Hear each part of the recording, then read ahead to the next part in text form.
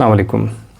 मेरा नाम मोहम्मद आसिफ़ फ़ारूक है और मैं प्रोफ़ेसर हूँ मैथमेटिक्स का नस यूनिवर्सिटी इस्लामाबाद में। मैं आज आपसे कुछ बात करना चाह रहा था पीएचडी एडमिशन के हवाले से। पीएचडी एडमिशन के हवाले से तो हम बात करेंगे, लेकिन उसके साथ मैं आपको थोड़ा सा बता दूँ कि पीएचडी करना क्यों ज़रूरी है।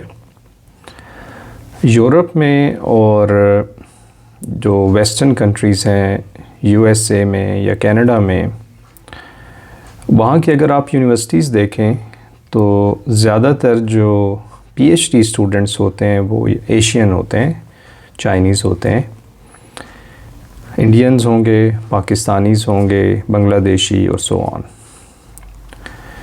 इसकी वजह ये होती है कि जो यूरोपियन कंट्रीज़ हैं वहाँ पर एमएस करने के बाद स्टूडेंट्स आम तौर पे जॉब में चले जाते हैं, कंपनीज़ में जॉब करते हैं, एक अच्छी लाइफ गुजार रहे होते हैं और यही उनको चाहिए होता है।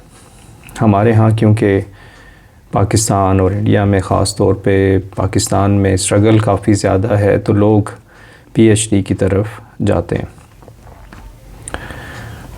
इसलिए जो हमारे पास पीएचडी है, जो एमएस हैं, वो बाहर के मुल्क अप्लाई करते हैं।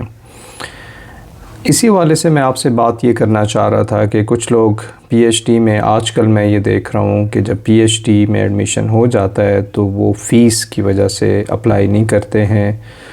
किसी भी यूनिवर्सिटीज़ में किसी भी यूनिवर्सिटी में चले जाएँ, नस्ट में थोड़ी फ़ीस शायद ज़्यादा है या कम है, आई डोंट नो, आप कंपैरिजन कर सकते हैं, लेकिन पीएचडी करना बहुत ज़रूरी है। आजकल जो है स्किल का दौर है। किसी दौर में अगर आपको एक स्किल आता होगा कि गाड़ी कैसे बेचनी है, ज़मीन कैसे बेचनी है, उसके लिए पीएचडी की ज़रूरत नहीं होती है। लेकिन आजकल अगर आपने जो दौर चल रहा है, जैसे मैंने पिछली वीडियो में आपको बताया था, मशीन लर्निंग रेवोल्यूशन है, डाटा साइंस रेवोल्यूशन है, ये सब जो रेवोल्यूशन है मशीन लर्निंग के हवाले से, इसके लिए ख़ास स्किल आपको चाहिए, ख़ास नॉलेज चाहिए, और वो आपको हायर एजुकेशन की डिग्री लेने लिए बगैर नहीं आएगा। एमएस में भी लोग एमएस अच्छा कर सकते हैं, लेकिन वो एक लिमिटेड होता है। पीएचडी एक लंबा प्रोसेस है जिसमें 4 साल की पीएचडी होती है, बाज़ औक़ात 5 साल पे भी चली जाती है, 6 ईयर्स पे भी चली जाती है। लेकिन आप पीएचडी एट द एंड करते हैं, उससे क्या होता है कि क्रिटिकल थिंकिंग डेवलप होती है। और अगर आप पाकिस्तान से पीएचडी कर रहे हैं, आपके हालात ऐसे हैं कि आप बाहर के मुल्क नहीं जा सकते, तो फिर आप एक वक्त आएगा कि पोस्ट डॉक के लिए बाहर के मुल्क जा सकते हैं। ये जो आजकल बहस होती है कि डिग्री चाहिए या नहीं चाहिए, सब्जेक्ट ख़त्म हो जाएंगे, ऐसा कुछ नहीं होने वाला मेरी ज़ाती राय में, क्योंकि अभी तो फ्यूचर में आपको ज़्यादा स्किल चाहिए इन चीज़ों को समझने के लिए। तो पीएचडी करना या एमएस करना या एजुकेशन जनरली बात करें, ये बहुत ज़रूरी है ग्रोथ के लिए। इस हवाले से जो कुछ लोग ये बात करते हैं कि डिग्री नहीं चाहिए और हम बाहर के मुल्क या किसी भी जगह जा सकते हैं या हम ज़िंदगी गुजार लेंगे, बाहर के मुल्क जाना तो बग़ैर डिग्री के मुश्किल है। देखें, अगर आपने यूके यूएसए में जाना हो तो उसका सही रास्ता तो यही है कि आप एक एजुकेशन के ज़रिए बाहर जाएं, एमएस करें, बीएस करें, एमएस करें और एमएस के बाद आप पीएचडी में अप्लाई करें। कई लोग जा रहे हैं, नस्ट में जा रहे हैं, क्योंकि मैं नस्ट में होता हूं तो मुझे नस्ट का पता है। बाकी यूनिवर्सिटीज़ के पास अपना रिकॉर्ड होगा कि जो लोग बाहर जा रहे होते हैं। तो आप डिग्री के बगैर बाहर नहीं जा सकते, आपके पास स्किल होगी। अगर आपने डिग्री नहीं ली हुई तो फिर देखें आपके पास क्या चॉइस है।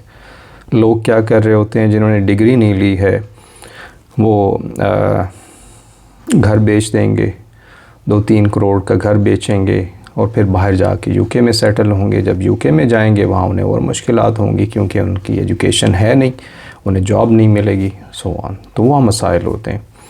तो एज़ अ होल जो मैंने जनरल बात की है वो एजुकेशन के हवाले से की है, और पर्टिकुलरली मेरा जो एम्फिसाइज़ होगा वो पीएचडी में होगा कि आप पीएचडी में अप्लाई करें या एमएस में अप्लाई करें, क्योंकि मैं अभी पीएचडी एडमिशन के हवाले से बात करना चाह रहा हूँ। नस्ट में पीएचडी एडमिशन ओपन हो चुके हैं और इसकी डेडलाइन पहले 27 अक्टूबर थी, लेकिन अब वो उन्होंने बढ़ा के, नस्ट ने बढ़ा के 6 नवंबर कर दी है।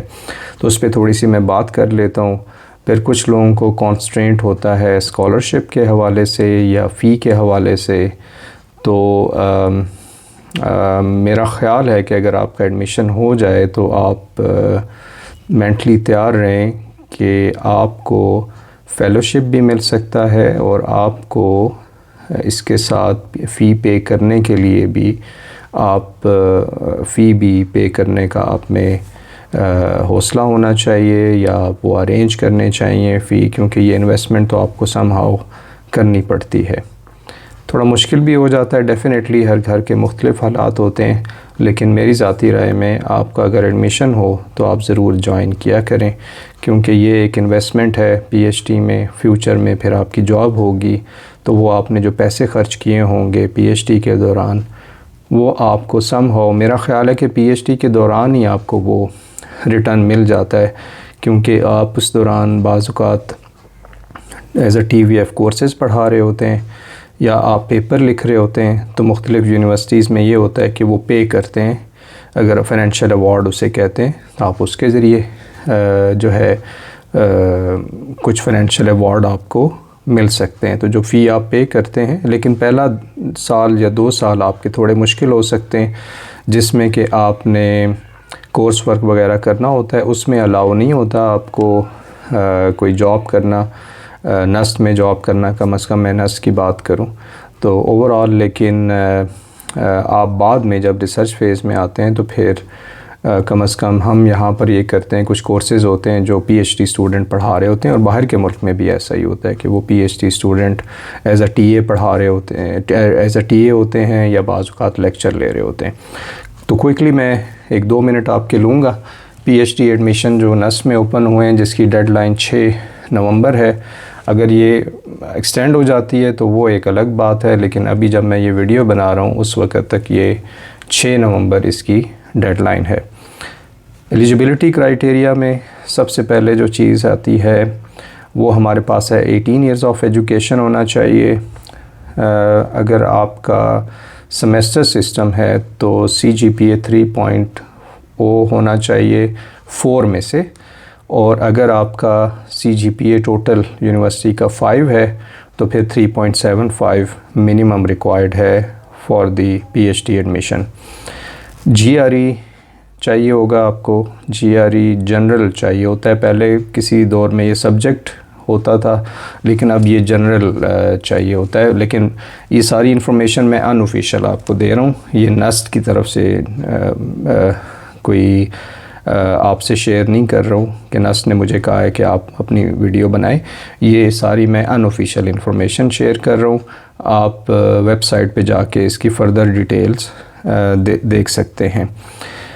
आपने मिनिमम जो क्रेडिट आवर्स पढ़े हों MS में 18 ईयर्स क्योंकि पढ़ा होगा, तो 24 क्रेडिट आवर का या तो कोर्स वर्क हो और 6 क्रेडिट का थीसिस हो, या 30 क्रेडिट का कोर्स वर्क हमारे पास होना चाहिए।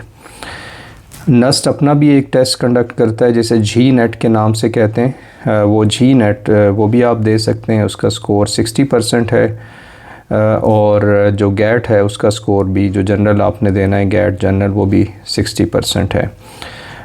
इसके अलावा और कोई ख़ास इन्फॉर्मेशन है नहीं, यही इम्पॉर्टेंट इन्फॉर्मेशन थी जो आपने फुलफ़िल करनी है।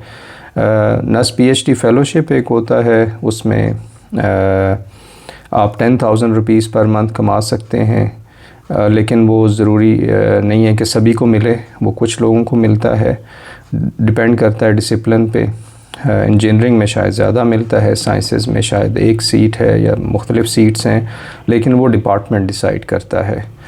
तो उसमें, और इसके अलावा जो इंजीनियरिंग में नस्ट PhD फ़ेलोशिप है वो तकरीबन 30,000 रुपीज़ से आप 50,000 के करीब कमा सकते हैं।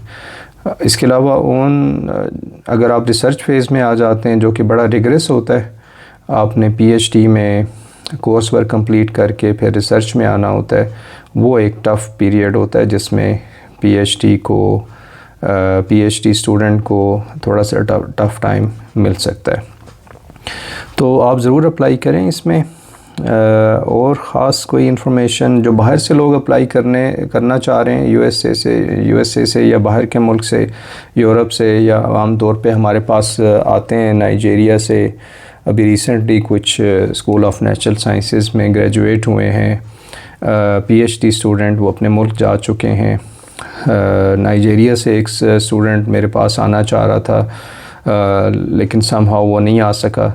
तो लोग बाहर से भी अप्लाई करते हैं, तो उनका क्राइटेरिया वो एचईसी के स्कॉलरशिप पे आ रहे होते हैं, तो आप उसको भी एक्सप्लोर करें अगर कोई आपका जानने वाला है बाहर के मुल्क में। तो थोड़ी वीडियो लंबी हो गई, आम तौर पे लोग 10 मिनट की वीडियो कम ही देखते हैं।